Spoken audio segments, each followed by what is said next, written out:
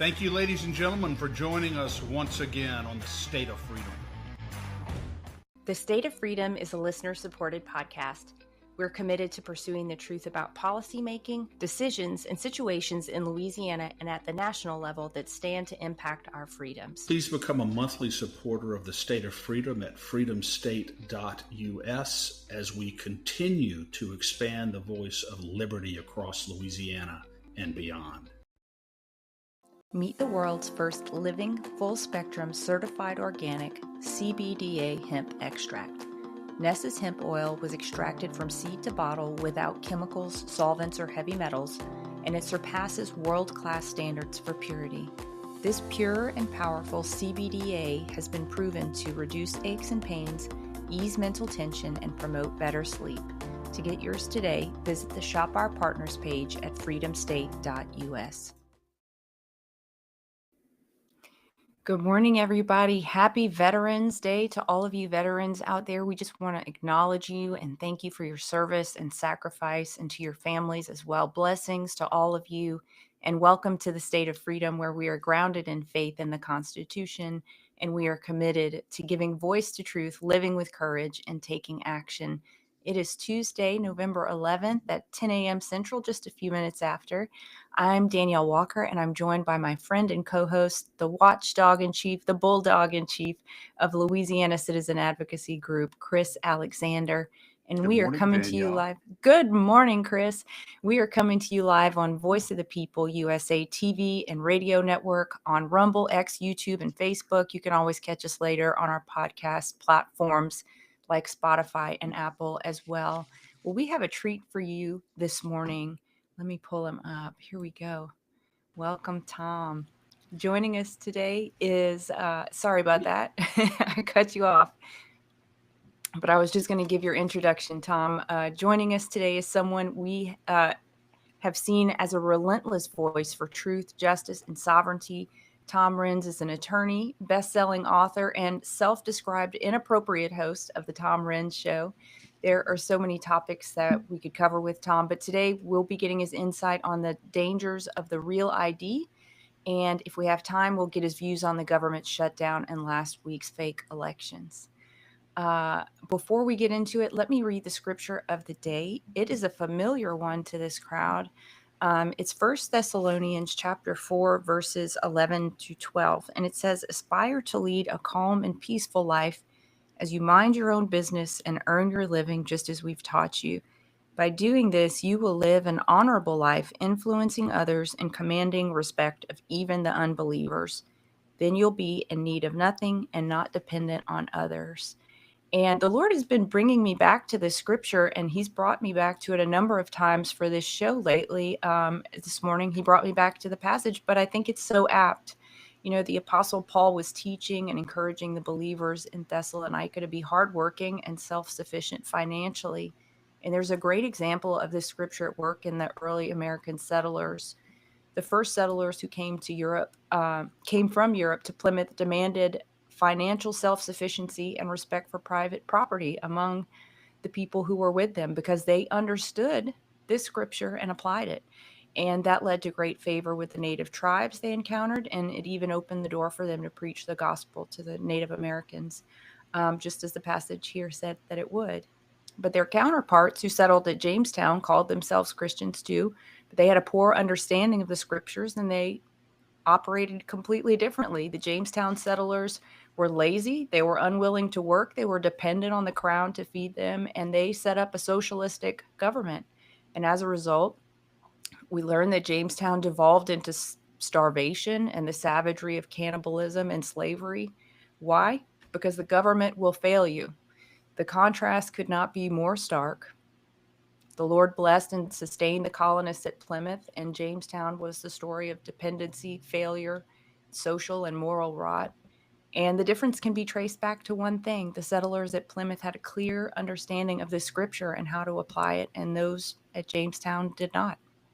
Yeah, that's a great comparison, Danielle. It really is. And a significant part of it was the dependence upon government rather than the cultivation of self-sufficiency, Yeah. you know. And our guest today I can't think. I was giddy. I was giddy when we scheduled Tom Renz to come on the show today. I'm such a huge fan of his because of Tom. You remind me in some ways of Nat Hentoff, who died, but he was a writer many, many years ago, and he was always way ahead of the game when it came to warning against the steady encroachment of government upon our liberty and our freedom. And you've always been on the front lines of that as a lawyer and just as an advocate, going back to COVID and now this Real ID. So I can't tell you how excited we are to have you on the State of Freedom for a little while today, sir. Well, it's my great honor to be here. I appreciate it. And I got to tell you, what we do here is what will save our country. It's the shows like this. It's the people like you guys. It's people getting active. It's people understanding. I'll tell you one of our strategies, one of my secret sauces during COVID, because you understand, I come from nowhere. I'm just a small town guy. I'm not a big shot. I'm not connected. I'm not funded. Certainly none of the big guys want to fund me. One of the most important things we did during COVID was we went on and we talked to people who had podcasts and did shows and did things and had communities. And you have a community in Louisiana and around the country, and I'm assuming you've got some people around the world. And that's critical. We need to reach your community. We need to give them the warnings. We need to let them know what's going on. We have to empower them, just like you guys do every day. The combination of the use of the scripture, true teachings of history, these sorts of things, they're foundational. And when we empower people with truth, the light of truth will set us free. And that is really the key thing. It was one of the most foundational aspects of what we did during COVID, was going on and on and on and on and doing more and more and more media to try and educate people, because at the end of the day, I can do this much in a court, but the power of the people is immeasurable. Yeah, That's well right. said. Tom, how much of this goes back? Well, I guess to an extent, the COVID tyranny could be related to this, but certainly this Real ID. How much of this goes back to the Patriot Act? I remember being alarmed at the very beginning of the Patriot Act, saying, and the words of the founding fathers sort of resonating in my head, that, the greatest tyrannies are manufactured at the altar of what appear to be the greatest benevolence, trying to solve emergencies and all of that. But how much of this is rooted in the poison of the Patriot Act? Well, I would go so far as to say, and I understand that this is quasi conspiracy theory, but I would say that all of the push towards the Great Reset we're experiencing now is probably really kicked off with 9/11. Now, I was in Washington, D.C. on 9/11. I woke up, I could see the smoke from the Pentagon. It's across the Potomac.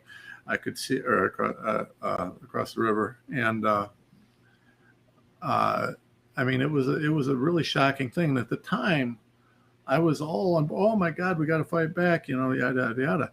I didn't realize, I really did at the time, was so swept up that it didn't occur to me that Building 7 fell for no apparent reason. It just decided to fall, right? Now, can I prove that 9/11 was a conspiracy? No. I mean, I can prove it was a conspiracy, but whether or not it was a conspiracy theory that we all think it might have been, I can't. And I always try to distinguish between what I can prove and what I can't prove. That said, it's more than a little suspicious to see buildings just falling for no apparent reason, the way that everything happened. And I'll let all the others have done analysis on it. But it seemed like as soon as that was done, there was an awful lot of stuff ready to push. And the argument that we needed to trade our freedoms for security really took a foothold then on a profound level. So we passed in 2005, along with, we got the Patriot Act, all these things, but we also passed the Real ID Act. And the Real ID Act was kind of understated at the time. And even moving forward to 2020, when Donald Trump signed the Real ID Modernization Act, which people don't realize. And now, in fairness to Trump, that was part of a larger bill, and it was not a standalone. But and Trump does frequently try and push things through, and if there's a whole lot of garbage in with a few good things, right? I mean, that's the nature of politics. He views himself as a great negotiator, and that bill came into place, but the two together really set the groundwork for where we are now, which, to be real honest with you, people don't realize, but we really have the same sort of digital ID being implemented in this country that they just implemented in the UK that we're all screaming about. Yeah, and that's exactly right, Tom. And the government rarely sells tyranny as tyranny, and it's not lost on me. And I think the point you're making is one that we were just talking about this morning before we came on, which is our government was a little wise to our perspective on a digital ID. So instead of calling it a digital ID, they decided to call it a real ID. So we believe that it's real, physical. How are they selling this both to the states and to the public? Well, this is really insidious, and I see this firsthand, right? So I work in a lot of states with a lot of elected officials, and sometimes with federal elected officials, although I generally view that as fairly futile because getting anything done in D.C. means you have to buy someone off, and I won't do that. So the thing that they do is the lobbyists will come in. So, for example, there's been a new update that's been going around the country, and for the last couple of years, it's been getting passed state by state. And it's an update to something called the UCC, the Uniform Commercial Code. It's a 200-page bill, give or take, depending on the state, and it's very complicated. Nobody understands it.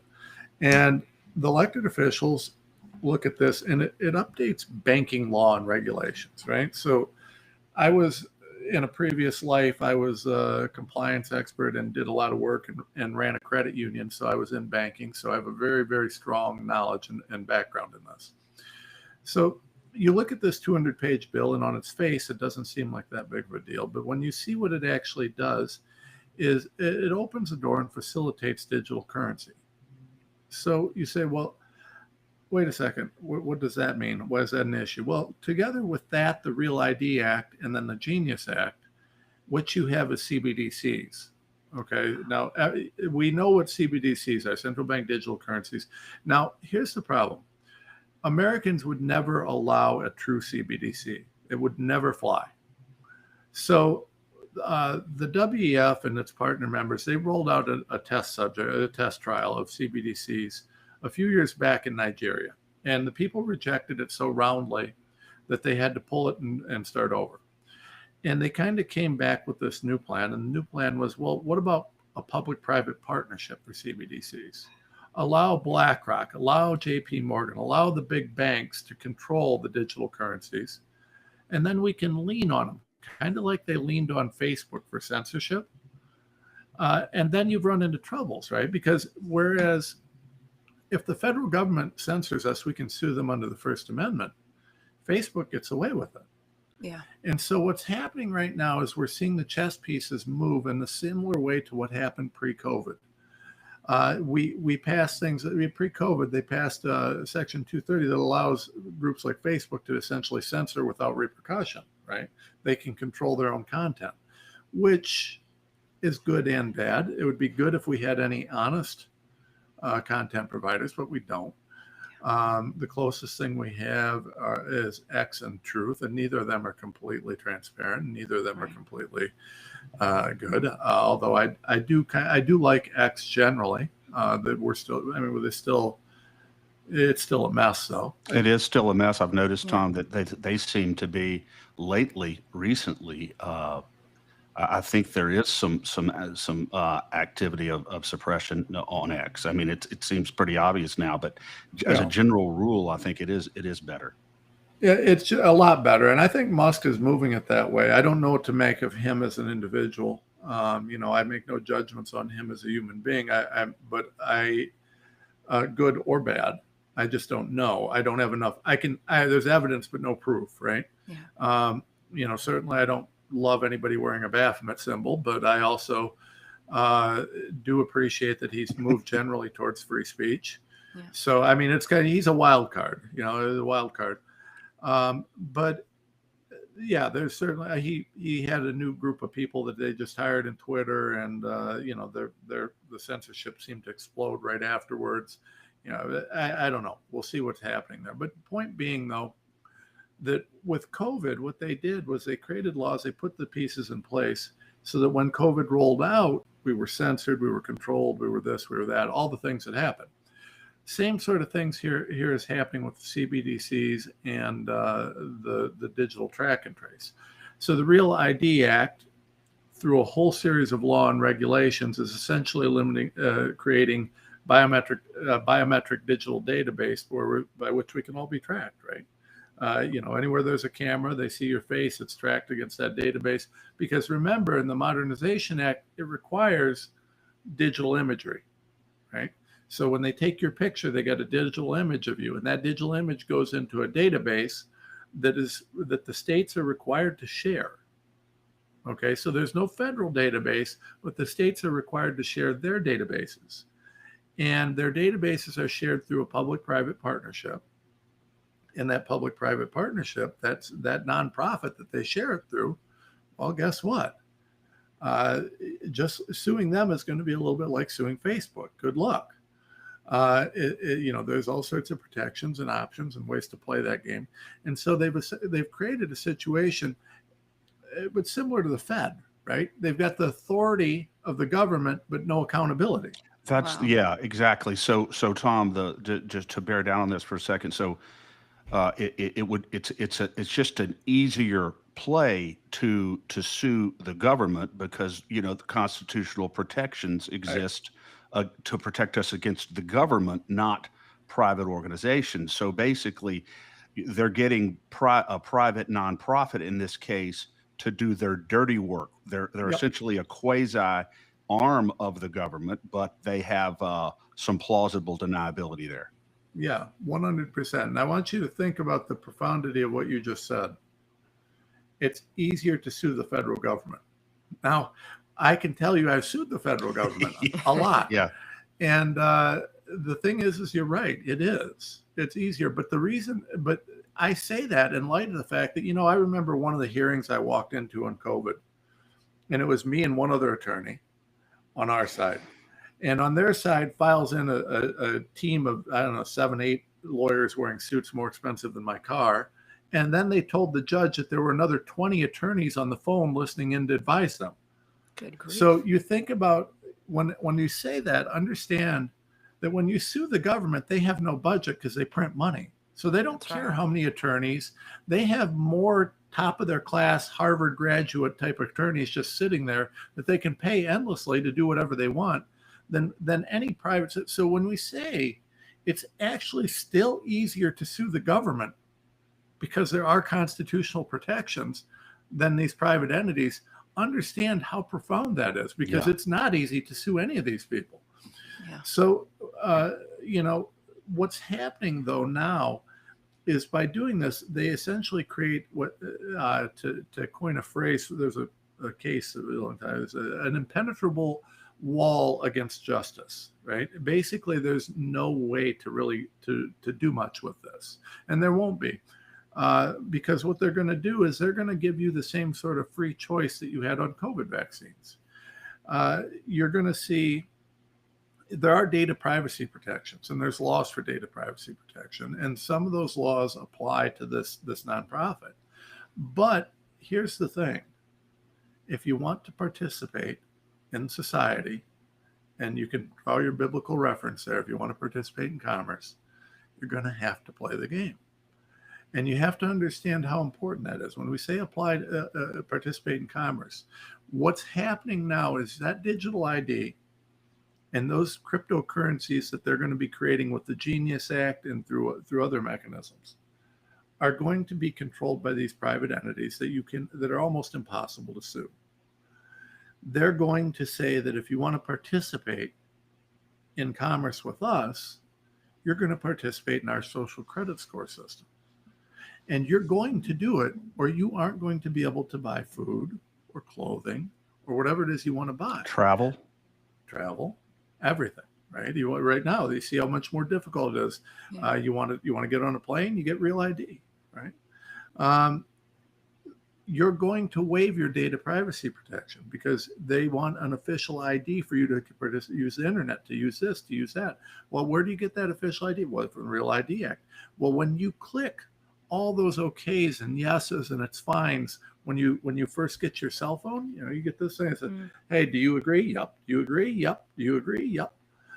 When you do that, you're going to be waiving your privacy protection. So what's going to happen is that Real ID is going to have a verified legal biometric data on you.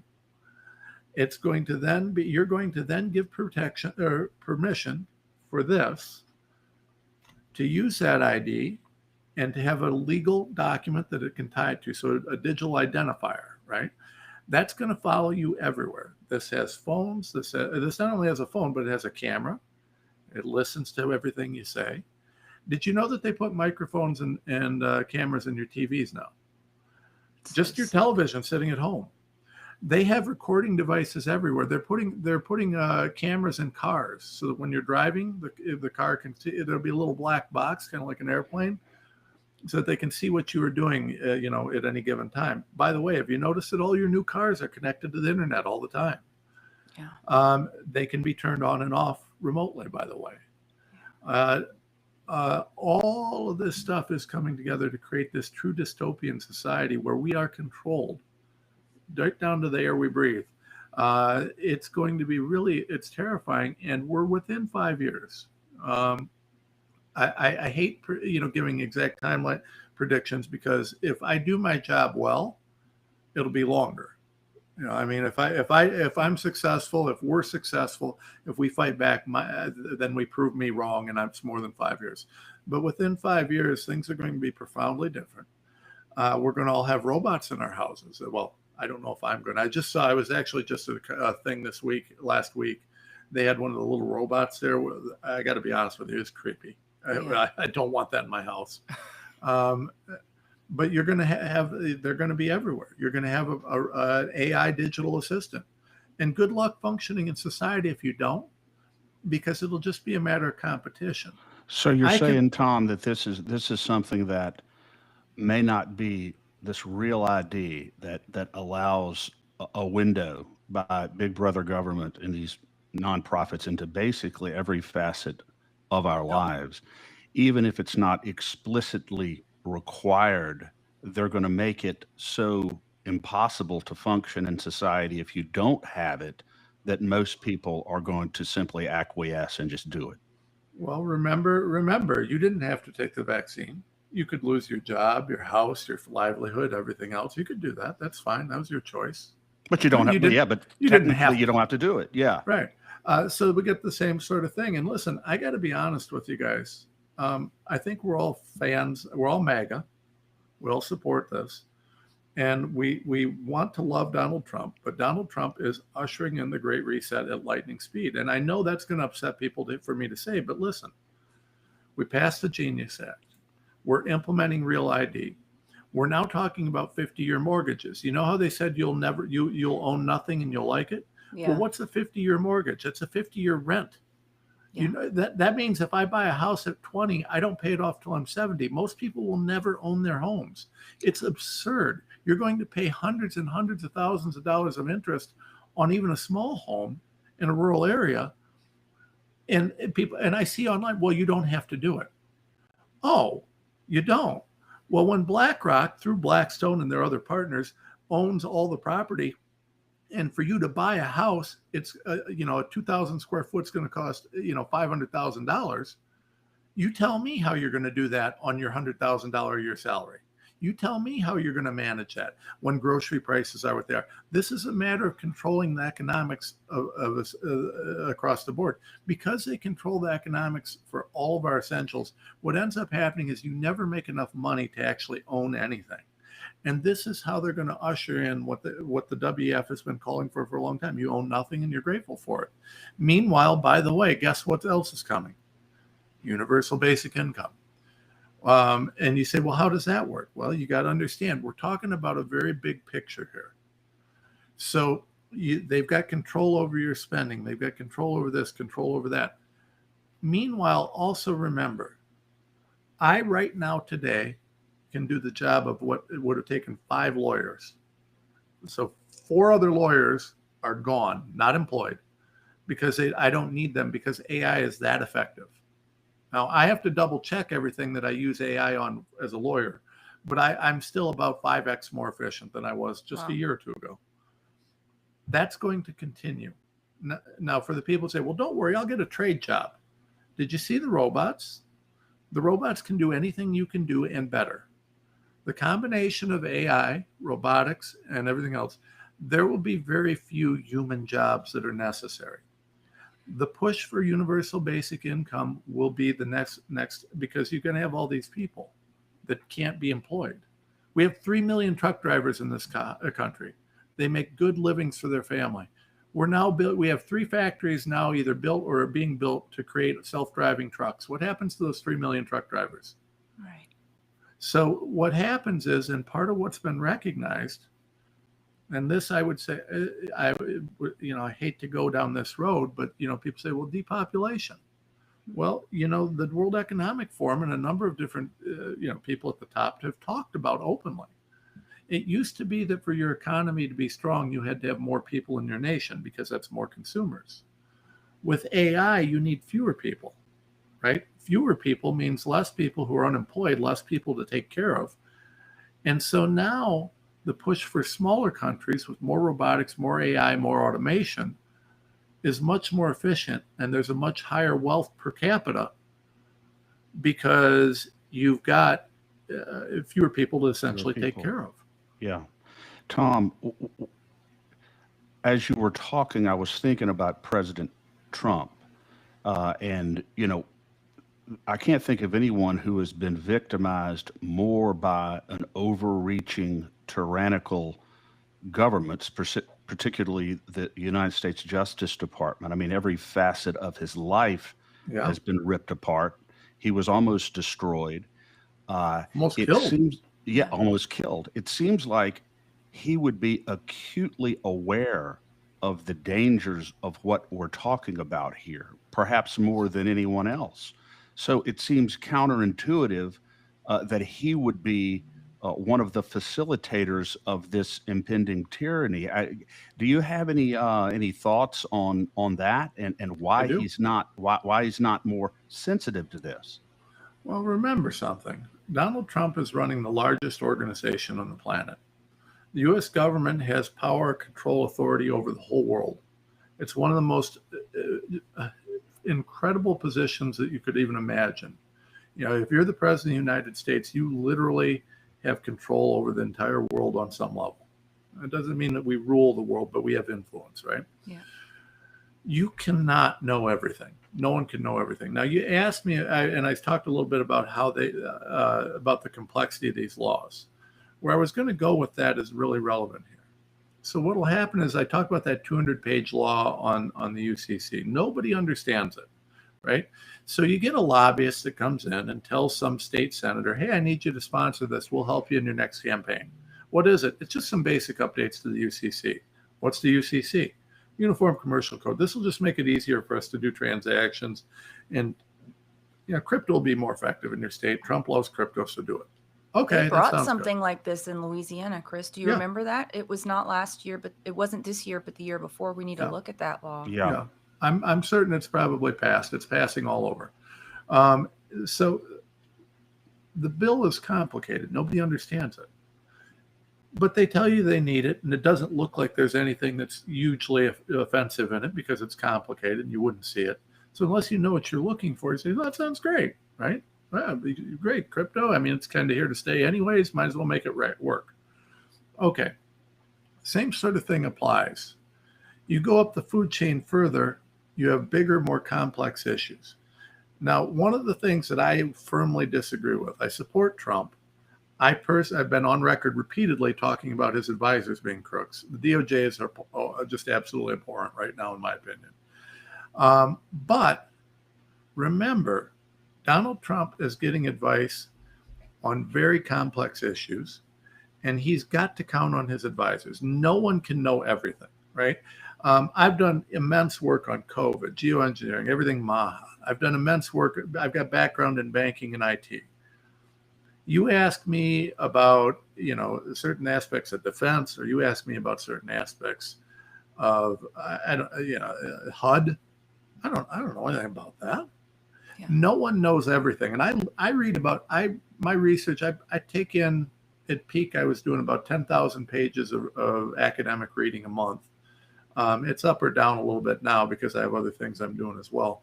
But I mean, I'm a voracious researcher and reader. I can't even come close. Now, Donald Trump has a whole country to run. He's not reading 10,000 pages a month. In fact, if you ever want to give Donald Trump a piece of paper, it has to be 1 page and bullet points if you want any chance of him reading it. Otherwise, he's handing it to someone else who's reading it for him and telling him what it says. That's the issue, right? So the person reading it for him and telling it what it says is the key here. Now, when you have a chief of staff, Susie Wiles, who I get in all sorts of trouble for bringing her up, but she still has not renounced her position at Mercury LLC. She was a managing partner there. Mercury LLC is a lobbying firm owned by Omnicom, which is a World Economic Forum partner.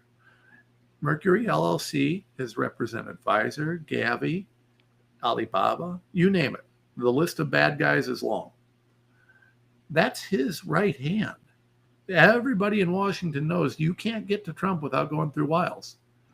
So, Trump is great at a lot of things, but the one thing he has never done well is discern who's good and who's bad around him. Mike Pence, Bill Barr, I mean, the list goes on, right? So we got Susie Wiles there, who, by the way, was working with and close to Pam Bondi. So when Matt Gaetz goes down, who do we get put in? Wiles' buddy, Pam Bondi. Pam Bondi has arrested and done something substantive with how many people? I mean, listen, that's great that she's talking about Comey. By the way, the case that she filed is an absolute joke. Yeah, very weak.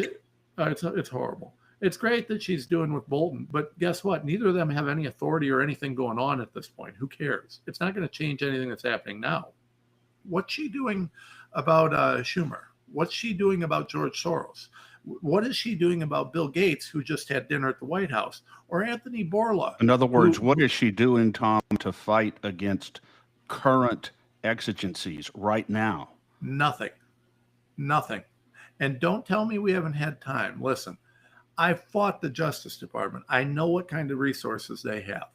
They could, and if you don't believe me, just think how fast they went after plain Americans on J6. Yeah. There has been plenty of time. There is no excuse. This is a desire not to go after the people that they need to be going after. So let me lay this to rest then, Tom. Let me lay this to rest because I have been giving the Trump administration and the DOJ the benefit of the doubt for a long time, and I think that they deserved that. They did. I think they deserved a presumption in their favor for a period of time. Yep. But it's your view now, as a seasoned litigator, that the excuse that they have to prepare indictments, they have to do the investigations, they've got to make sure all their ducks are in a row. And I've given a full-throated defense of the administration on this issue for a long time now. But it's your position that there's no reason why they should not be proceeding with formal indictments at this point. We're way past that point. And I'm going to tell you, Chris, listen, I gave everything I could to get Trump into office. I fought hard for him, and I still support the president. I'm wavering on my support of his administration. And the reason for that is they keep doing things. You can't invite Anthony Bourla to the White House when he should be arguably in jail or at least being charged with numerous crimes. Yeah. Bill Gates, same thing. When we look at George Soros, they're finally talking about him. But I mean, for God's sakes, this isn't that complicated. As at this point, just with the resources I have, without bringing in staff, without bringing in other people, I mean, you can just do some internet research. The internet. One thing that is wonderful on X is there's a lot of great researchers who provide a lot. You could just search X, spend some time on X. You could find the basis for a number of indictments, a number of different things that could be done, a number of different actions that could be taken, certainly real investigations. But we're not doing any of this. There's none of this being done. The Trump himself, he's doing a great job, but it's inconsequential. And what I mean by that is everything that Trump has succeeded in he loves to feel good about it, and he should be proud of his work. The peace deals, the trade negotiations, he's done wonderful on that. But the problem is his advisors are putting him in a situation where everything he's doing is meaningless, because the day one of the next administration, all these things can be rolled back. All the executive orders can be rescinded. All the negotiations and deals can be rescinded. None of it matters. The only two things that Trump can do that will have a lasting effect are passing legislation, which he can't do because Congress sucks, or putting criminals in jail, which is the hallmark. I mean, that's the point of the executive branch, right? Yeah. Enforcement of our laws. But because Trump, he's notoriously, he doesn't like lawyers, which I don't blame him. And he seems to have a tendency to hire, I mean, all his lawyers they seem to be more suited for looking at than doing anything. I don't know what the deal is with that. But, I mean, Bondi, think how quick we put people who were keying Teslas in jail. Yeah. But we never went after the people who were putting out the propaganda that facilitated it. 100%. We never went after the people who were funding this, funding that. How about J6? I mean, right before the election, I put out a video. It got well over 1 million views. And it was pretty viral. And that's on Twitter alone. And by the way, that video laid out, a lady did this full investigation, deep dive, all this sort of stuff on J6. It was a Democrat scheme.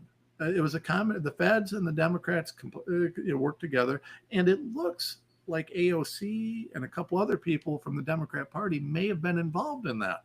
There's evidence. Why aren't they being investigated? But we won't do that. None of that's happening. We have a spineless Justice Department. And now you see things like this. And listen, I like Kash Patel. I like Bongino. But you see them, the Charlie Kirk murder.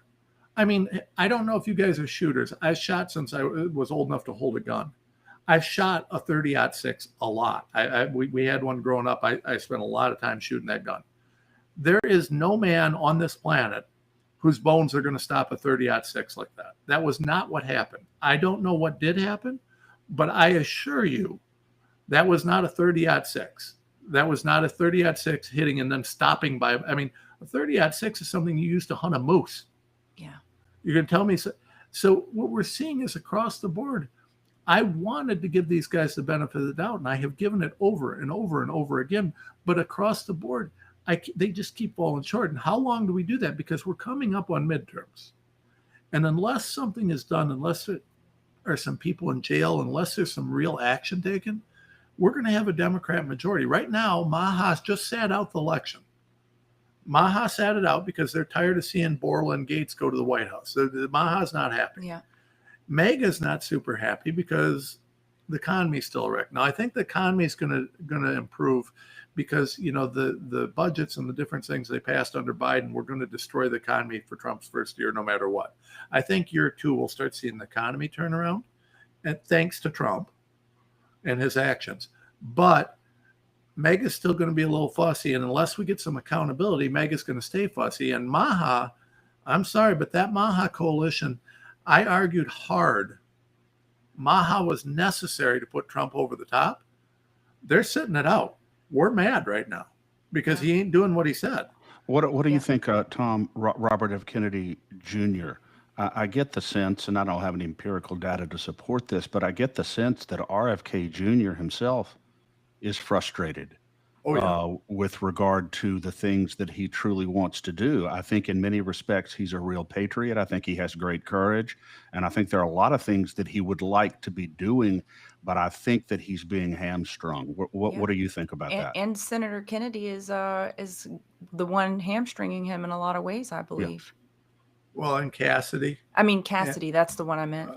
Cassidy and Susie Wiles, Chief of Staff, who, again, her organization represented Pfizer and Gavi and Bill Gates.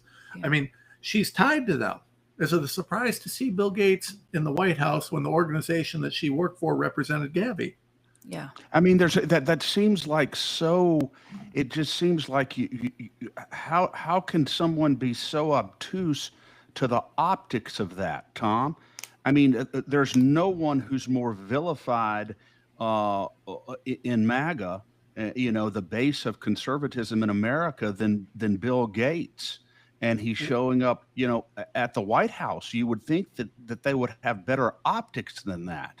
Yeah, you would, but not if they don't care, right? So this is the thing. What you're telling me, what you're saying to me is, but why? This doesn't make sense. And that's my point. Yeah. We have to look at the evidence, right? At the end of the day, one of the hardest things that I have to do, because I want to be excited about everything, and I want to be the biggest fan of the Trump administration. I want to be, we're winning. This is what we voted for. I want to do that. But my job is not to be a fan. My job is to look at the actual evidence, to follow it where it goes, and then to stay grounded in the truth. And the truth of the matter is, we are not putting people in jail that should be in jail. We're not getting things done that should be done. And some of the optics of what we're doing are appalling. I mean, it is absolutely appalling.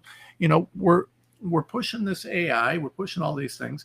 And the truth of the matter is, if you listen, now we have no choice on the AI, right? The AI is the current arms race. If America doesn't win it, we lose everything. I mean, it's bigger than nukes. We had the Cold War, the nuclear arms race. The new arms race is AI. If we don't win that, now the problem is even if we do win it, humanity may still lose. It doesn't matter who wins it, because we're going to try and control something smarter than us, which good luck on that, right? Yeah. At some point we're going to just be going to God for intervention. Frankenstein saga. You create something that becomes stronger than you. That's where we're at. But nobody's talking about what are we going to do when there's no need for human jobs. And I got to tell you, MAGA right now, there's a good portion of MAGA that's been lied to and told, don't worry, just get a trade job. The robots can't plumb. Well, wait a second. Have you seen Elon Musk's robots? They literally have opposable thumbs. They have digits. They can do anything a human can do. Not yet, but within the next few years, there is not a job that a person can do that they can't recreate. There won't be anything. The only things that humans will still be useful for are jobs where human error counts. Arts. I never thought that a pottery major was something my kid should look at. But if the thing about it is the flaws that make something human are one of the few things that we will still have to hold on to, because the bots, the AI, it's going to do it better than us. We have a situation where we're losing. We're losing on every level.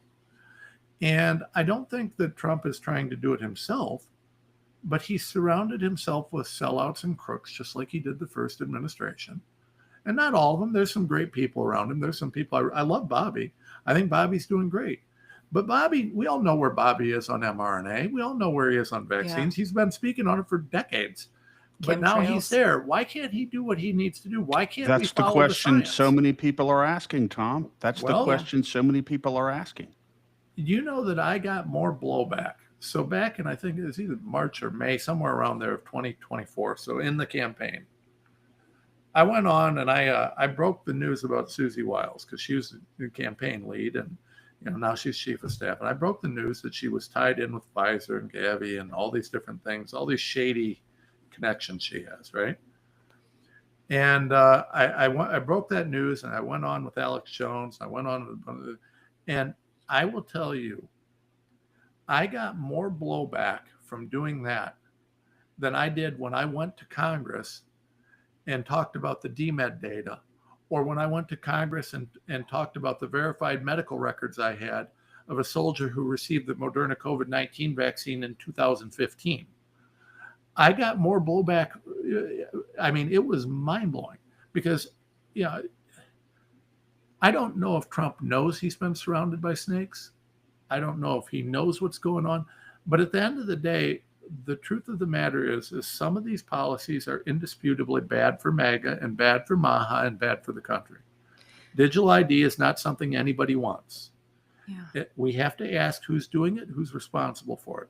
Donald Trump's at the head of the ship, so he's ultimately got to figure it out.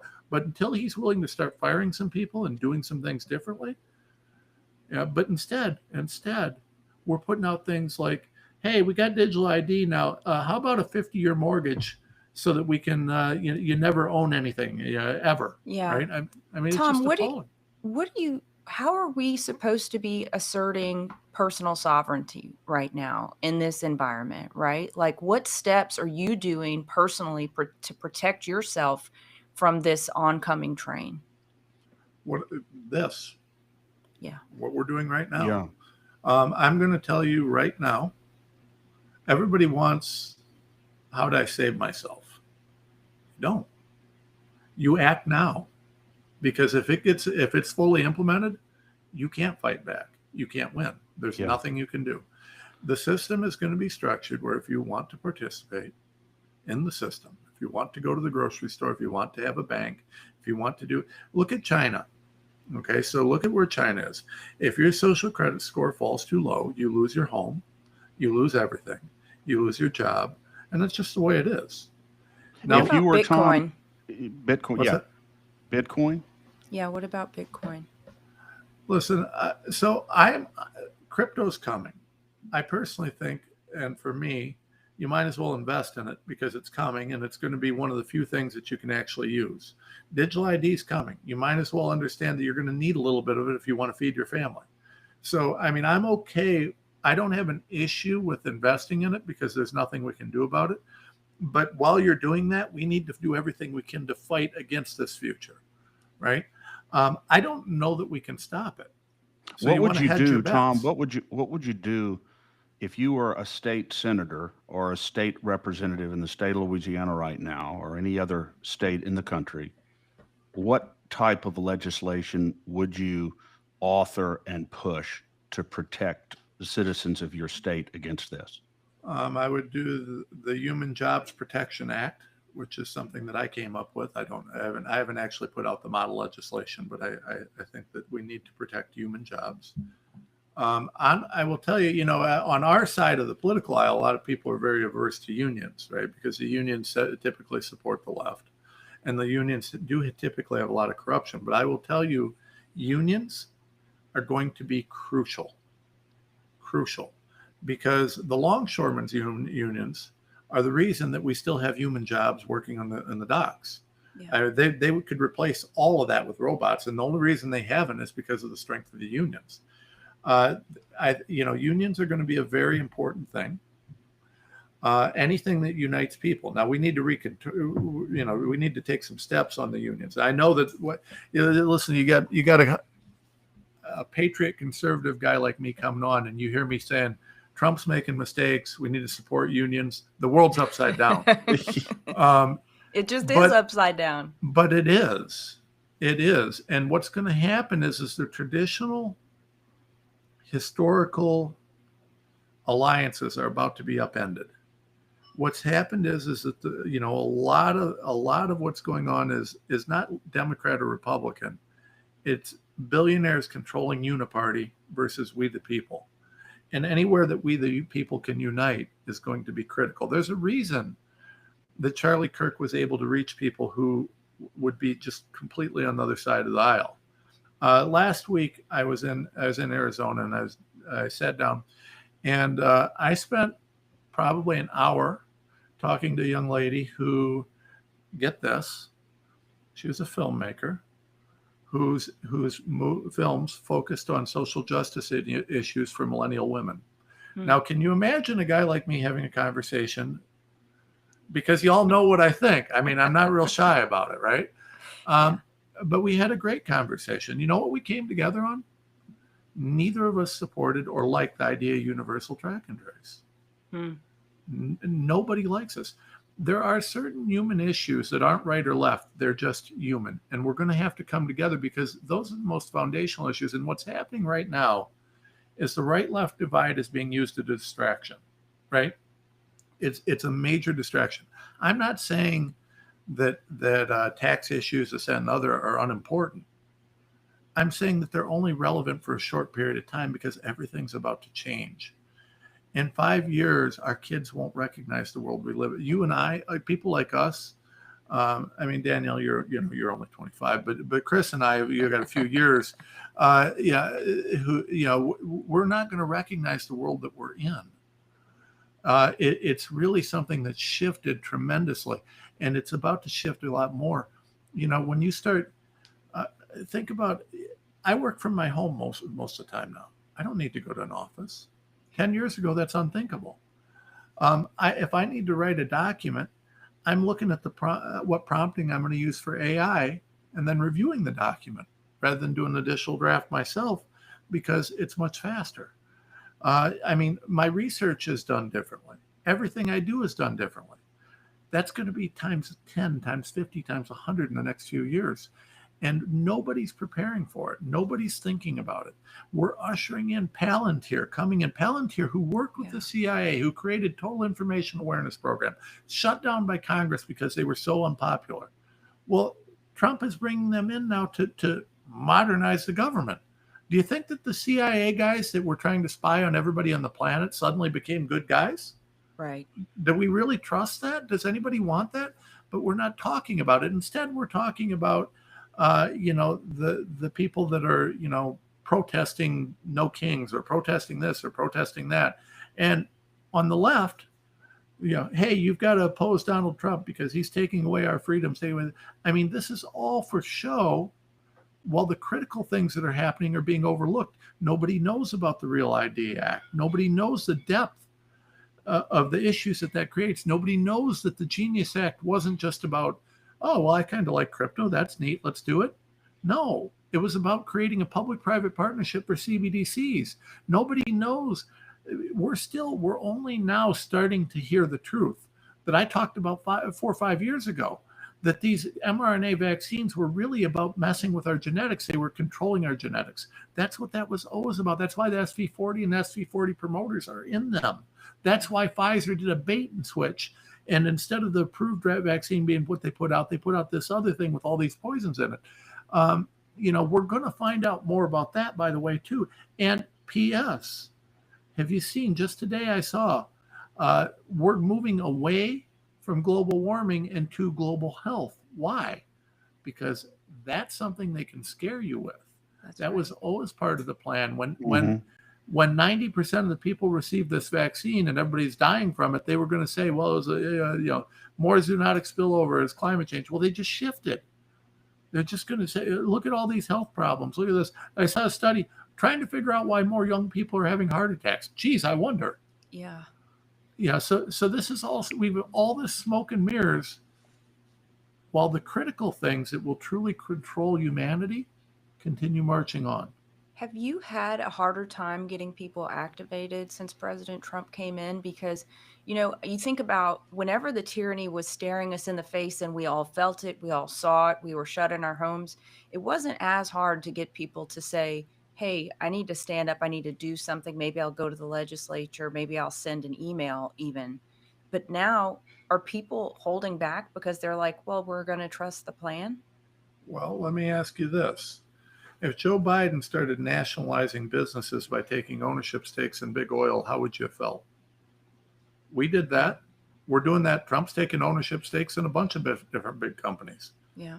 We're nationalizing. It's literally socialism. But no one's talking about it because it's Donald Trump. Yeah. Listen, I like Trump, but what he's doing is not MAGA. We are moving the Great Reset pieces, and understand the Great Reset is not historical socialism. It's not historical anything. It's new, but it's worse. Just because it's not traditional fascism or traditional socialism or traditional communism doesn't mean that it's not a new version, and that's precisely what it is.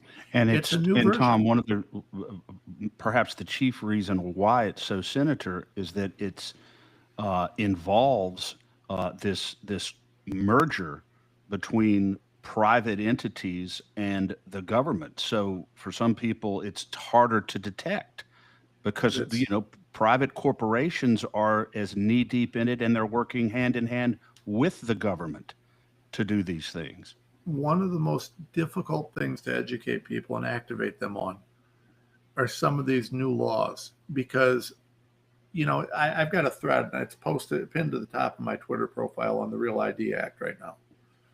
That thread is, let me look over here, 1, 2, 3, 4. I don't know, maybe 10, 15 different tweets, all explaining how the Real ID Act essentially creates this universal track and trace. If you pass a law that says CBDCs are money, well, that's one sentence. So I can get that out in a TikTok video or an Instagram. If I have to post 10, 15 threads, post thread, that's much harder. And think about this. Yeah. I'm talking about a 10 or 15 post thread. Now, if I have to actually explain something, good luck. Everybody just thinks good guy, bad guy, black, white, Donald Trump versus Kamala Harris. What they don't understand is that the billionaires pushing the legislation don't care whether you're a D or an R. They don't care one bit. They back both sides. They're billionaires. They have more money than they could lose in 3 lifetimes. $1 million to back this senator or this congressman means nothing to them. It's pocket change. So they're backing both sides and they're controlling the narrative. While we're all thinking that we're fighting left and right, they're just moving right down the road with no opposition because both parties are agreeing. That's what's going on here behind the scenes. And there is nobody standing up for we the people. Well, that's what I was going to ask you, Tom. Is there anybody on the national level and maybe Rand Paul, Thomas Massey, they seem to deviate much more often from the prevailing narrative on a number of issues, and they're getting hammered by the Trump administration for doing so. And I find myself agreeing with them often in their positions. How would you characterize their public position on these things? Is honest. This is the problem. They don't want people who are honest. They don't want people who are telling the truth. These are common sense things. Why would we spend $20 billion on beef from Argentina?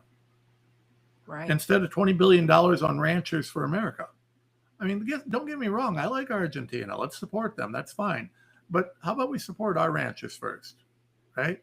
How about you cut $20 billion from some of the Doge waste that they found and use that to support Argentina directly and let us just support our ranchers, right? This isn't complicated, right? We're wasting hundreds of billions of dollars a year, just absolute waste, things that nobody would want to spend money on. So if you want to support Argentina, just send them a check for whatever, but take the 20 billion and put it towards our ranchers. Let's support our ranchers. But you see, one of the things that's happening, and this is really, really important and foundational, they could fix beef prices, but they'd have to break the monopoly. Yeah. There's 4 processors that control 85% of the beef processing in this country. 4. Why don't we break up that conglomerate? Well, that conglomerate, all 4 of those guys have BlackRock, which, by the way, BlackRock CEO is now the head of the WEF. BlackRock has a major Vanguard. These guys have major stakes in all this. Yeah. They control the Democrats and the Republicans. They control both sides. Right now, the greatest threat to our country is the explosion and implosion of small and private business, the lack of competition, because what happens and where we're going is you're going to have a few major corporations that control all the different sectors, all the different industrial and especially necessities, health, food, shelter. You get a few different groups that are going to control all of that. And they're consolidating their power. Obamacare, what was Obamacare? Well, it did 2 things. It eliminated private doctors. Yeah. There's no more independence. And it allowed electronic medical records. Those 2 things are the reason we had COVID. There was no COVID pandemic without those 2 things. Because if you have private doctors, they would all use ivermectin, Fenben, things like that, and everybody would have been fine. Or ivermectin HCQ. And there would have been no problem. Without the EMRs, they couldn't coordinate the hospital murder protocols across the world. Now, why can't we roll back Obamacare? MTG was just asking, why can't, if we're going to, we can't have insurance exploding on people. And because she didn't want insurance costs exploding, and she said, hey, we need to have a plan, she's now getting attacked. Well, I agree with her. Yeah. I agree with her. But there's no plan. We're not going to roll back Obamacare, because if we do that, that breaks down the monopolies. It breaks down, and it's much harder to control a whole bunch of independents than it is to control a few major corporations that say, hey, by the way, if you work for us, you behave this way. And if you want to do business with us, your social credit score has to be. There will be a social credit score, a number of them in this country. Whether, mark my words, over the next few years, you'll start seeing it take hold. It's coming. And it will be facilitated thanks to your ability to be tracked and traced, thanks to Real ID, thanks to the digitalization, what's going on.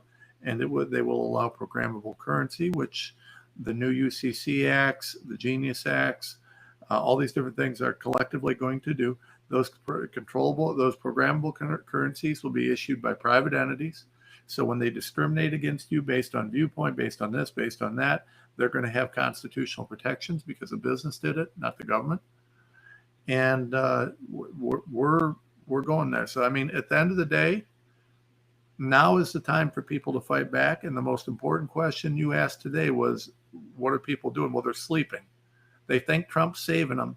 Yeah. And I'm not saying Trump himself is a bad guy, but he's got enough snakes around him, and there's enough snakes in Congress that it doesn't really matter. We're still losing the narrative. While we're all worried about these irrelevant issues, I'm not saying they're not important issues, but in comparison to what's happening with the AI, digital currency, digital track and trace, social credit scores, universal medicine, gene therapy drugs, they just pale in comparison. Right? Yeah. Tom, if you were king for a day, who in the Trump administration right now would you get rid of, and who would you replace him with? The entire DOJ would be gone for day one. The entire DOJ. I'd start over, and I mean, that's a long list of people I would have to replace them with. I know quite a few good lawyers, but they would all be probably people you've never heard of, people who I know you couldn't buy. Mm-hmm. The one thing I suggested to the Trump people when they were kind of moving into this, I said, if you care about America and if you actually want to get anything done, Trump needs a team of about 5 or 6 people that are essentially Elliot Ness untouchables, right? To go back to if you understand the mobster reference. Yeah. You need a group of people who cannot be bought, who have no authority to do anything other than to vet the people around Trump and make sure that they're honest and trustworthy and truthful. Without that, there's no way, because there's no way that you can, even with the vetting that's required to get the positions, it's not enough. You've got to make sure that the people doing that vetting are honest and trustworthy. I mean, you need a team of people who are untouchable with authority to dig into everything. That's the only way, but never happened. There's a few people around there. I mean, I don't know. I mean, there's some people I would like to see more involved with administration, but they're not. But I think the number one issue we got to do is the DOJ, because remember, the executive branch's job is to enforce the law. Without the DOJ functioning, that's the one place that they can do the most. The second spot I would go is defense. I like Hegseth, but I mean, under him, Obama and Biden spent years putting snakes in all over the place. There needs to be a major house cleaning there. And I think all the intelligence agencies, everything under Tulsi they need a major overhaul as well. Yeah. Do you think Brennan and those guys are going to be indicted? I don't think it matters. I mean, what I saw with Comey is that it doesn't matter. What I saw, I mean, the joke that they filed. Listen, Bondi threw the case against Diddy. Okay, you got someone. I mean, she's on video beating the hell out of that woman. I mean, that guy is a monster. And apparently Trump's considering whether to pardon him. I mean, he literally is on video punching that woman and dragging her by the hair. I mean, whatever else he did, that enough is an issue. But she threw the case, right? She threw the case. The Epstein stuff, truckloads of data. Where is that, by the way? What, we're supposed to believe that it's not there? Listen, let's be real honest here. Pam Bondi was the AG while Epstein was doing what he did at Palm Beach. Okay, she could have stopped him then, but didn't. She didn't want to stop him, or someone told her not to stop him. Whatever happened, yeah, I mean, this just looks like they didn't want to embarrass our allies who had access to the spy information. Yeah. The information they're using, and to the politicians that were out doing things with kids that should result in them being castrated. I mean, and and that's my position. If you're a child molester, you should be castrated. You can tell, you can argue with me. That's my opinion on it. You don't do that. But instead, we're covering for people. We're hiding the quislings, Tom. The quislings that are surrounding President Trump. We've heard that there are a number of them who are compromised. Perhaps there's information about them that they don't want disclosed, and so they're basically being blackmailed. To what extent is this move toward this surveillance state through the Real ID and the other things you've discussed? Are they motivated by a real philosophical commitment to this, or are they being controlled by other people and they're just afraid to do the right thing because of what could come out about them?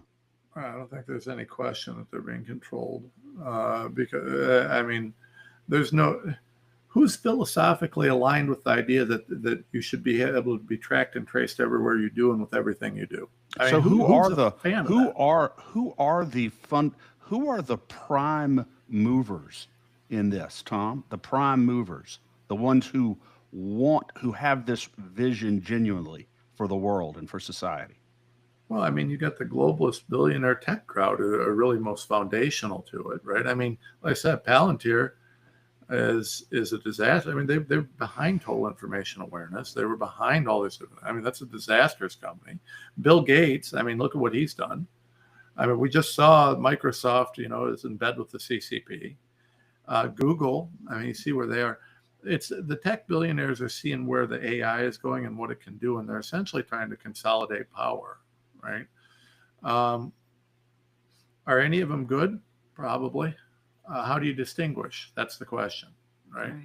So you get the tech billionaires, you got the bio billionaires, right? But at the end of the day, the tech guys are going to run the show, because all the stuff that Pfizer and Boral and these guys come up with, that can, they can use that for certain things, but that's all going to be developed by the tech and the AI that's being, I mean, that's at the top of the food chain, right? The AI systems and structure. And remember, the first commercially available or useful AI that came out was the AI used by BlackRock. It came out in the mid-90s. So that AI has been learning about us and studying us since the mid-90s. Can you imagine how advanced that is? No. Can you imagine, with 30 years of learning and studying every financial transaction that it can look at and all the things it looks at, how much it knows about humanity? You're so right, especially since what they have allowed us to use gives us an inkling into how advanced what we don't know is. Well, yeah, I mean, we're using the garbage that we're allowed to use, right? Yeah.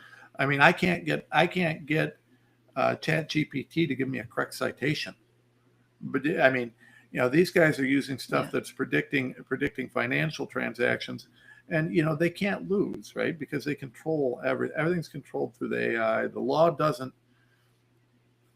does not facilitate any sort of control over the AI systems. I mean, the law is way underdeveloped. And so there's all sorts of unfair trade advantages and things that are happening because of that.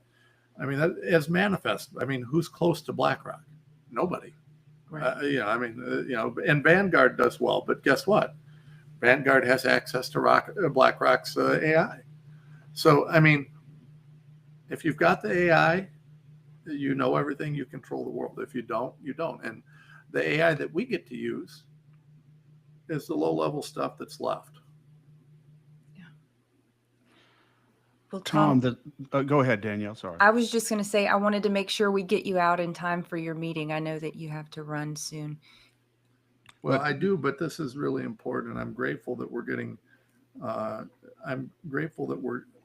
getting the opportunity to get some of this out there, because as a longer form interview, and I've gotten to really share a lot of stuff, and it's complicated. Well, it's extraordinarily deep and interesting as well. But what about this, Tom?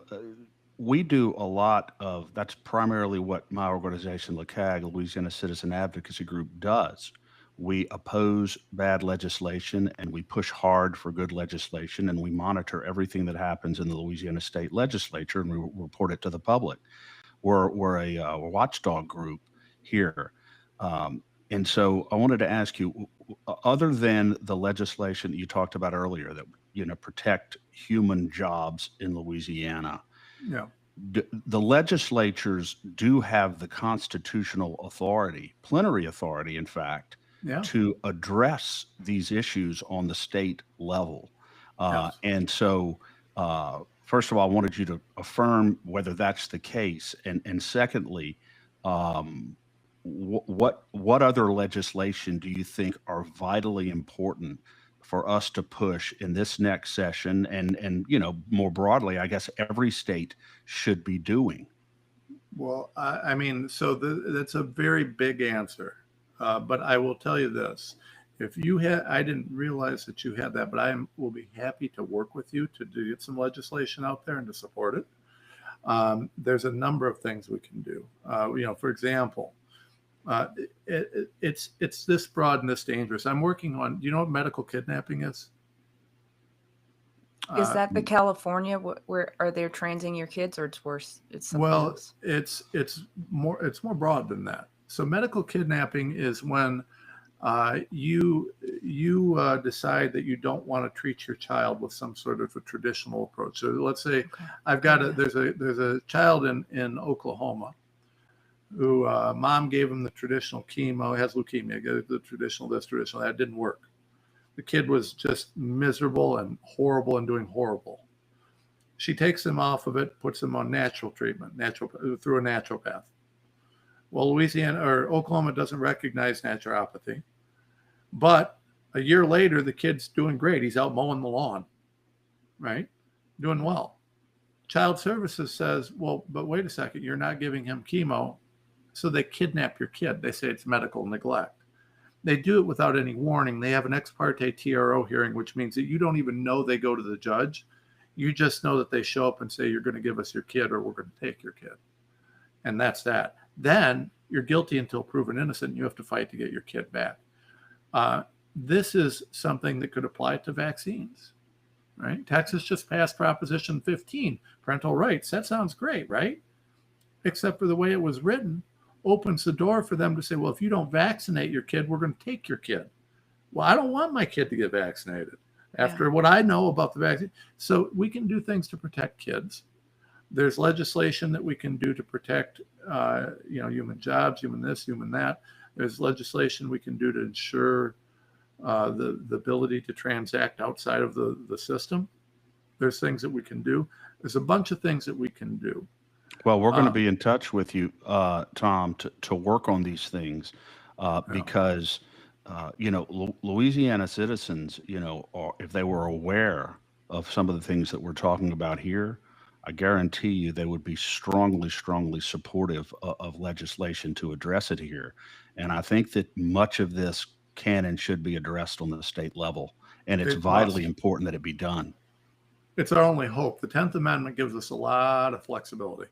And so we need to leverage that. And the 10th Amendment's held pretty strong in the SCOTUS. So we're still in a good spot there. There's things we can do.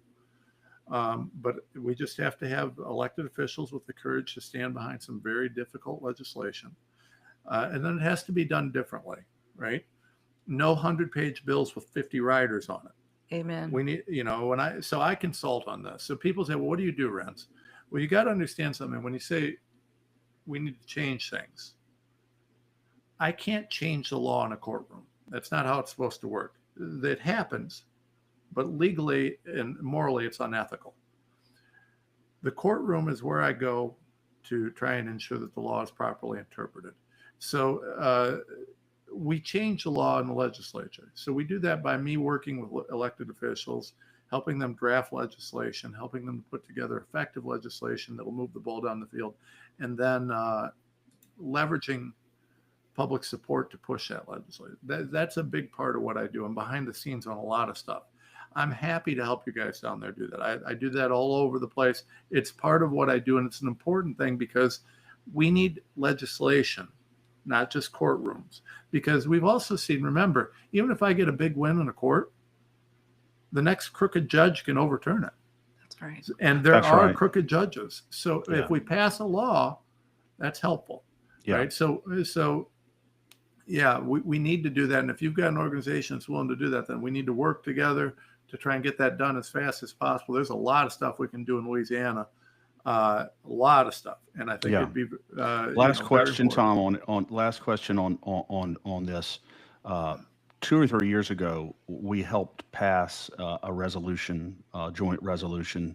It wasn't a statute, but it's a resolution affirming Louisiana's solemn right to nullify any federal action that we concluded was unconstitutional, violated the Constitution, violated 10th Amendment sovereignty.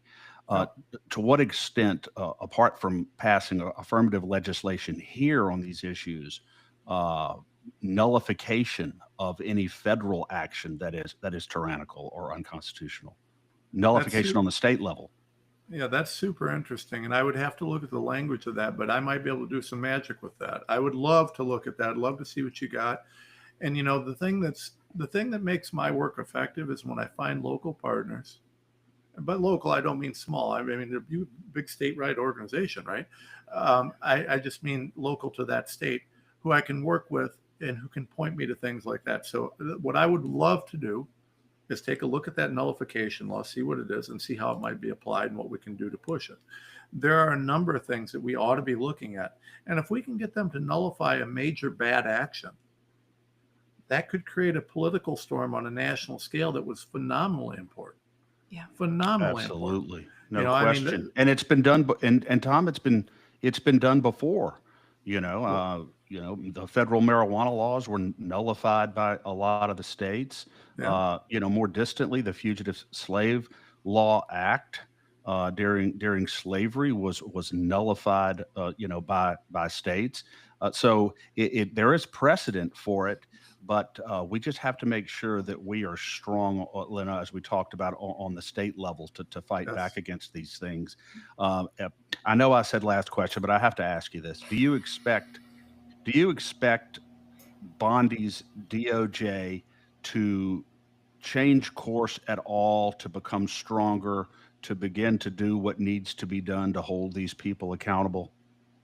I think we're going to see some show stuff, some stuff to gain PR and to gain some positive press as we get closer to the midterms. The problem is at this point, I've seen them throw cases. I've seen them file joke cases. I've seen them talk a good game, but they haven't came through on anything. So I'll be honest with you, at this point, there's nothing they could do that I would believe until I saw it actually come to fruition, right? So I would expect that you'll see some serious investigations or charges filed just before the midterms for political purposes. But whether or not they're real, until I see Bill Gates in handcuffs, I don't care. Yeah. Until I see Anthony, Fauci's not big enough. I want him in handcuffs, but I want his bosses in handcuffs. Yeah. Until I see George Soros perp walked, until I see Anthony Bourla being taken out of his next White House meeting in Orange, till that's happening, I don't really care what she says, because she's had plenty of time to say everything she wants. I mean, God knows you can't turn Fox News on without seeing her. So, maybe she needs to be doing something substantive instead of just, out there telling everybody what she's doing. So, yeah. And thank you for laying to rest, Tom, because I was becoming increasingly skeptical myself. But thank you for laying to rest the idea that they need more time to investigate or prepare indictments. That there is no excuses left at this point. Think about this. I created a case that I believe could pierce through the immunity that we could use to file a lawsuit on the vaccines against Pfizer. I created it several years ago. My cost to file that case, because you have to pay for experts, you have to pay for the full-time attorneys that are focused on it and everything else. My cost to file that case is about $6 million. So that's several years ago, and I have not been able to get the funding to do that for several years. Think how many people want that case. Yeah. The DOJ spent $6 million in about 13 seconds without batting an eye. If you gave me 1/10,000th of the resources of the DOJ, I'd save this world. There's just no way. They just won't do it because they can't control me. Or guys like me are not buy it. You can't be bought. So there's no, the resources she has at her command are so vast that it's hard to even fathom. It is not just inexcusable. It is appalling and abhorrent to see what they're doing, and to suggest that they can't do it. Well, they seem to find a way to go after every mom, dad, brother, sister that spoke out at a school board meeting. That's right. They seem to find the resources to go after anybody who was within 10,000 miles of J6. They seem to find the resources to ensure that people like the electors in Arizona were harassed the way that they were until Trump pardoned them today. God bless them for that. I mean, there's no question that if they had the political will to do so, they could investigate the heads of the snake. And we all know who they are. The evidence, and I'm talking about evidence that as a lawyer I can look at and say, yep, this would qualify. The evidence is there. The RICO cases should be flying. Now, RICO case is complicated and they can take a minute. But the amount of evidence available, I mean, it's profound. There's so much. It's not that hard. I can do a Grok search and provide enough evidence to form the basis for a lot of different things. If I can do the Grok search, tell me how the FBI, the premier law enforcement agency in this planet, can't seem to find a way to investigate George Soros properly. Yeah. Why can I do it with the resources I have at home? By the way, Tom, the guy who has funded the placement and the election of district attorneys all over the country, including my home parish of Caddo Parish up in Shreveport. It's extraordinary the extent to which he plays and operates in local and state politics. It's not just on the federal level. Yeah. It's listen, we all know who's doing what. Yeah. How is it that us three can sit on our podcast here and we know what's going on, but the DOJ with their billions of dollars a year of resources can't find the funding to do something with it, or the resources to do it? Well, it's absolute tripe, and it's wishful thinking. And you know what it is? It comes down to this. For those of us that have been fighting, I started fighting hard in 2020 when they locked us down, and I gave everything 24/7. I've lost everything a man can lose to this fight, and I'm still fighting. I'm tired. I'm beat up. I'm emotionally spent on any given day. I've seen things that I wish I could unsee in profound ways. I wish to God I could go back to sleep and not know what's happening. But I wouldn't do it anyways, because if I did, my kids would suffer. Yeah. We're tired. We, the freedom fighters, the warriors, we're exhausted, and we don't want to do it anymore. And we prayed for a savior to come in and do it for us. And Trump looked like that guy, and he's doing great things. But he's not doing what needs to be done. And the people around him are doing exactly what they want to do. But he's one guy. Unless he's got the right people around him, there's no chance. So at some point, we got to say, Trump, are you going to put the right people around you, or are you going to continue to facilitate this great reset garbage? The 50-year mortgage just made me blow a gasket. That was like the final straw, because it's the World Economic Forum. You'll own nothing and you'll be grateful for it. You will never own your house if you have to have a 50-year mortgage. You'll never own it. The banks get richer. The bankers get richer. The people, the middle-class Americans own nothing, and they'll be grateful for it. Yeah, that's true. Do you think they can get Tina Peters out of jail? They could. They won't. By doing what? By doing what at this point? Well, so he can't pardon her. It's state law. But you could, listen, look what they're doing to Letitia James. Okay? Look what they're doing. You just look at the corruption. There's a ton of evidence of corruption in and around what happened to Tina Peters. We sick our investigators on that. We start looking at that, and these Colorado folks got to look at jail time on the federal level, I'm guessing they'll back down a little bit. Yeah. But if you look at the basis that they pardoned the electors, it was they were put on state charges, I believe, but it was a federal pardon. So I'm wondering if there is a way for them to use that same basis for Tina. I haven't had a chance to look at what they did with the state electors. I just think that I just asked you about that, Tom, because I think it's an absolute disgrace that this appalling. 70-year-old Gold Star mother is still sitting in a She's jail a wonderful cell. woman. Yes. Wonderful woman. She's just a magnificent human being. It's one of the most egregious miscarriages of justice I've ever seen. This woman doing her duty to try and prevent election fraud ends up in jail on trumped up garbage charges. I mean, this is appalling. And the fact that Donald Trump is not doing anything about it is just abhorrent. And I don't know whether he's just blindly following the idiots at the DOJ or not. But you know what? You're the president. You know about this situation. You've spoken about this situation. Make it happen, or fire somebody and find someone that can. You're fired was his battle cry during the first term. Now he won't fire anybody ever, and he needs to be firing some people. So I mean, it's just, I don't think people are disposable. I don't think he went too far firing everybody all the time. But I also think that you got to be willing to fire. There's a happy medium, right, between never firing.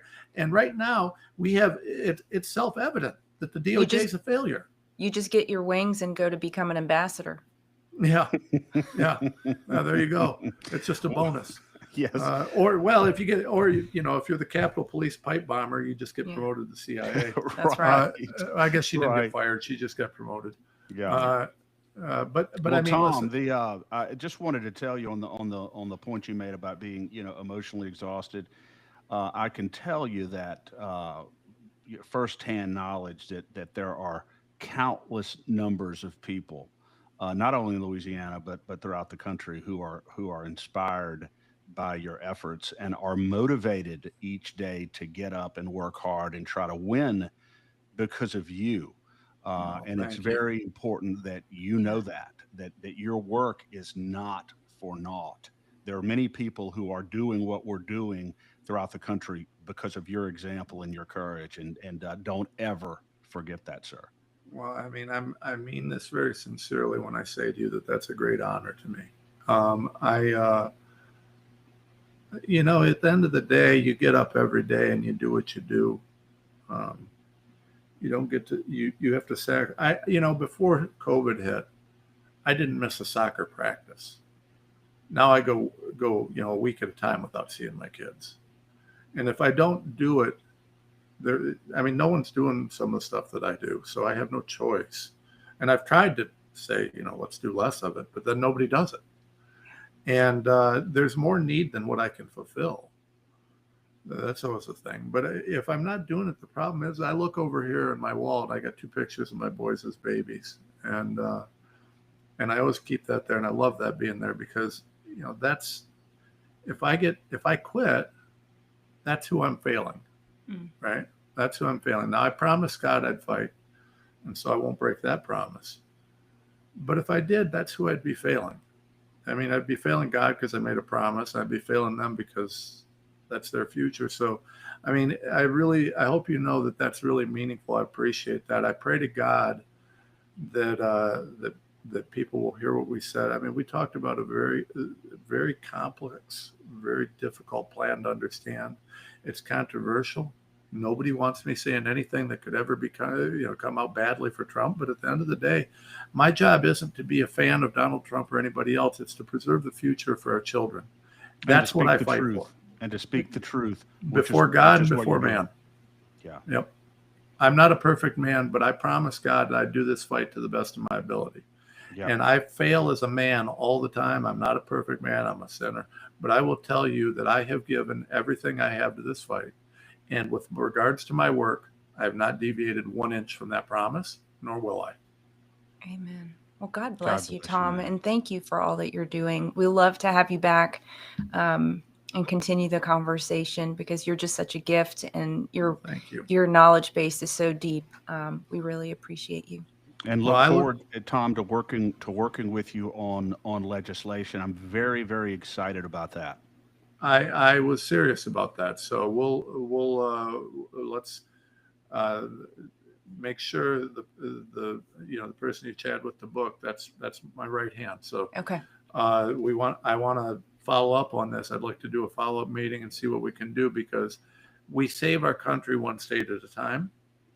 And sometimes a single beacon of hope is all we need to ignite, to spark a fire, right? Yes. Yeah. And we're not going to, Tom, put more work on you. Believe me, we're going to do the work. We're fighters, and we're winners, and we'll look to you as a resource and as a guide, but a valuable guide. But we're not going to be asking you to do too much. I can promise you, because I know you have a lot on your plate. But I can't wait to discuss some of these things with you. We can still win this, Tom. I know that a lot of people are very, very demoralized right now and very discouraged right now at what they see. But these are the battle. These are really ultimately the only battles that are worth fighting. And we always have to remember what Theodore Roosevelt said. Obviously you want to win. You want to win everything all the time. But if you're able to look back on your life and say you were in the arena and you gave every bit of courage and heart that you had in pursuit of a noble cause, you have won, and you'll never be. And one thing you will never be, Tom Renz, you will never be among those cold and timid souls who know neither great victory or great defeat. I can promise you, you will never be in that category. Well, that, sir, is another very meaningful thing, because I will insist, you can love me or you can hate me, but we don't do lukewarm. Mm-hmm. And we're going to keep fighting, and we're going to continue pissing everybody off. And we're going to continue doing what we do. And I don't really care if I have to be the last man standing out in the street, screaming about what's going on. We're going to fight until the bitter end. But I do believe what you said. We can make a difference. And I don't want people to misunderstand my weariness for a lack of conviction, because I will tell you what, we got a long ways to go. I'm nowhere near done, and none of us should be. And I want to remind all those that feel like I do, tired, worn out. Your kids depend on what you do today. They're going to depend on what you do tomorrow. And you're going to have to look back someday and know that at this point in our history, you got too tired to fight, or you stood up and did what you needed to. Someday we're going to have to explain to our kids why we let their future either slip away, or how it was that we fought to save it. And we're at that point, and there's no going back, because if the things that are happening now are allowed to take hold, it's too much to fight back. The person who's lost their home on the street in China right now, that's a pretty uphill fight. We don't want to be in that position. We need to fight now while we have a chance. We're all here. We're all willing, but it's time. Listen, I don't care. I don't care that Donald Trump's the president. We're not winning. This isn't what we voted for. This isn't what we asked for. And I'm not saying it's Trump's fault. I like Trump, but I didn't vote for 50-year mortgages, digital ID, Anthony Borla to be at the White House, more mRNA vaccines, track and trace. I didn't vote for any of that. Yeah. Yeah. I'm glad what he's doing with ICE. That's what I voted for. But the rest of this, well, it's pretty big. And I didn't vote for that. Yeah.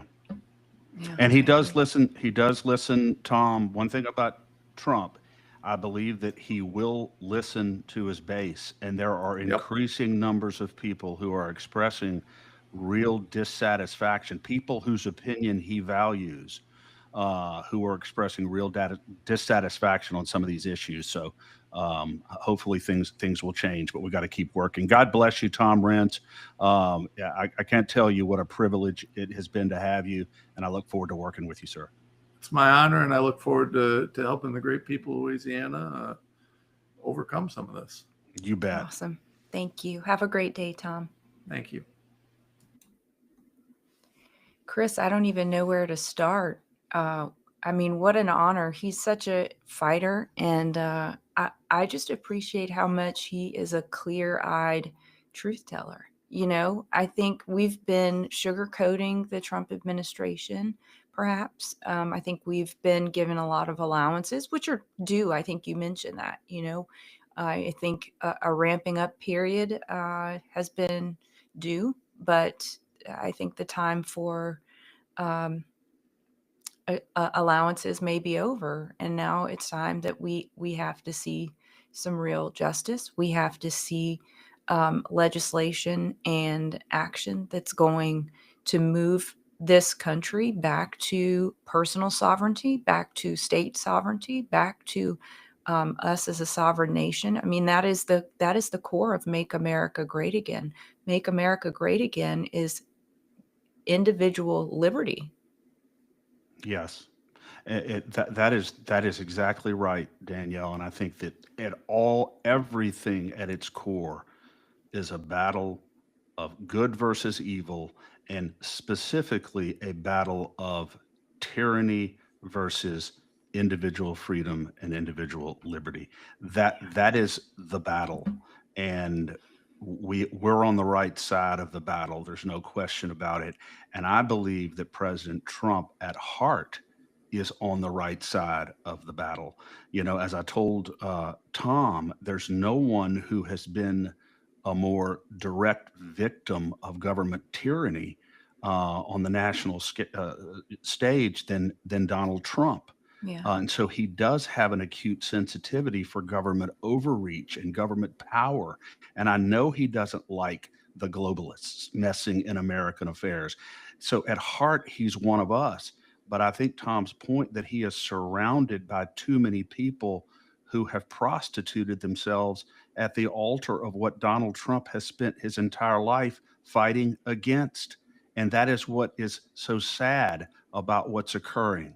That not only is he having to fight against his obvious enemies, he's having to try to figure out who his friends and who his enemies are within his own administration. And often he's not getting very good advice or very good guidance on these issues. And I think it's really, really unfortunate given everything that he has sacrificed to lead our country.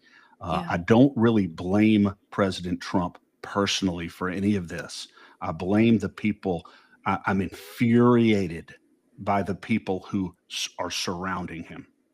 Yeah. And Chris, a couple weeks ago, he promoted Dan Scavino, his right-hand man, who's worked for him for 30 something years, to head up the Office of Management and Budget, or Office of Presidential Personnel, rather. So he's in charge of screening the people that make it into the administration. So to me, that says that Trump recognizes the problem, right? I mean, Yeah. he's put a Yeah. really trusted longtime advisor, an immovable advisor, into a place to kind of be a gatekeeper. So I'm encouraged by that. But we have to pray. I know this has been a weighty subject. I know this has been a very sobering conversation, and it's not the kind of conversation where people walk away and say we're winning so much. But we are winning because we're on the side of truth.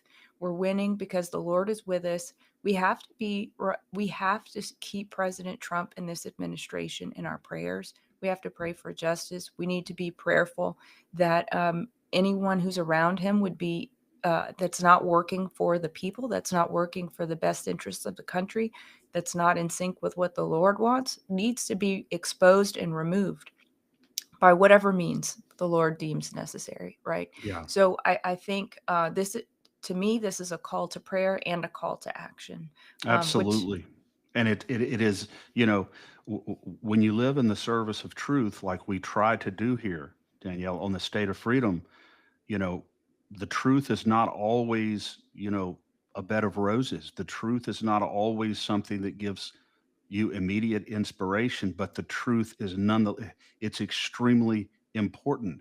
I don't want to be in a boat that's headed out to sea and thinking everything is okay, the sun is shining, and there's a hole in the hull and water is pouring into my boat and I don't even know about it. I'm not doing my crew a service by not letting them know about that hole. And Yeah. so that's what we're trying to do here, and that's what Tom Renz is trying to do. But you're right. We need to hope. We need to pray for the Trump administration and pray that somebody will or is communicating with him. Just the absolute magnitude of the issues that we discussed today, so that he can do what's necessary. I'm even less concerned right now, Danielle, about who may be coming inside the gate than I am about who's already inside the gate that needs to be removed, as you said a minute ago. So, That's a good point. but I do believe that there's great hope. There's always great hope, and as you said, we have to approach this from the perspective of prayer and knowing that we have the victory, because it's all ultimately in God's timing and in His power. Yeah. And Chris, I do want to remind you that this afternoon we need to take a look at that Uniform Commercial Code legislation that was looked at a couple years ago, because I have a very sinking feeling about that after Tom mentioned that it's being used as a Trojan horse for digital currency. And then I remember that. Yeah. And just an announcement, Chris, we will be celebrating on Thursday our 350th episode. 350. So, yeah. So Wow. to celebrate 350, we will have our good friend Joe Hoft on. He will be fired up as always, but I think it's a great week to have him because there's the J6 pipe bomber. There is, of course, this ongoing, dance of the government shutdown, last week's sham elections, and this Rico Grande case that John Solomon and others keep teasing, but we're not really, to Tom Renz's point, seeing the fruit of just yet. So I'll be very interested to hear what Joe has to say on Thursday. We know it will be spicy. There is no one, Danielle, that I'd rather have on to celebrate 350 than Joe Hoft. Yeah. He is just a great American and a great patriot. Before we go, I want to make sure that everybody remembers, share, and subscribe the State of Freedom. As Tom said today, you asked him, Danielle, what should we be doing? And he said, what we're doing right now, because knowledge is power, and people cannot act in their own small way, in their own meaningful area, if they don't know what the facts are, if they don't understand the issues that we're facing. And we are a mechanism steadily building to make sure that everybody in the state of Louisiana, and even outside the state, is aware of what is really going on. That's why it is so vital that you tell your family and friends about the State of Freedom, that you subscribe, that you share everywhere. Because we will continue to bring the truth to you so that you will know what is going on in your government. And Danielle, it's a tremendous privilege to be able to be on this great journey with you. Yeah, I feel the same way, Chris. It's an honor, and we get to have a lot of fun and learn a lot along the way. So a big thank you to all of our faithful viewers and listeners. We wouldn't be here without you. Thank you for putting your trust in us. Thank you for spending time with us. And we hope that you have a very blessed day. And in the words of the immortal William F. Buckley Jr., in vain we shall go. In vain we shall go. See you on Thursday, Chris. God bless. God bless you.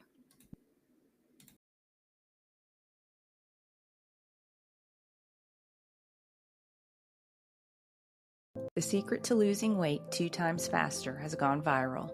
See the transformations hundreds of thousands of men, women, and teens are experiencing around the world with the Slender Eyes drops. These homeopathic hormone-balancing drops are proven to control appetite, support thyroid function, improve energy, boost mood, and increase metabolic rate.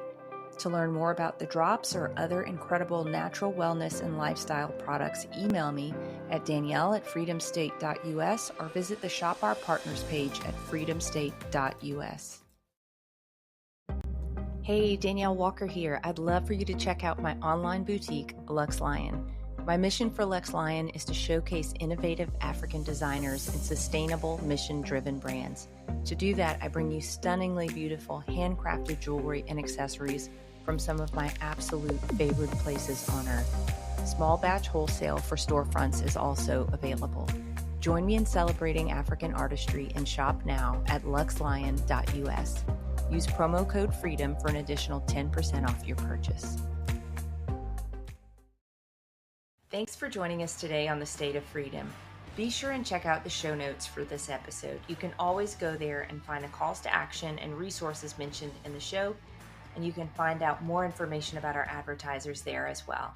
If you want to learn more about us or support our work, visit freedomstate.us. To get involved with Louisiana Citizen Advocacy Group, visit lacag.org. We'll see you next time. God bless.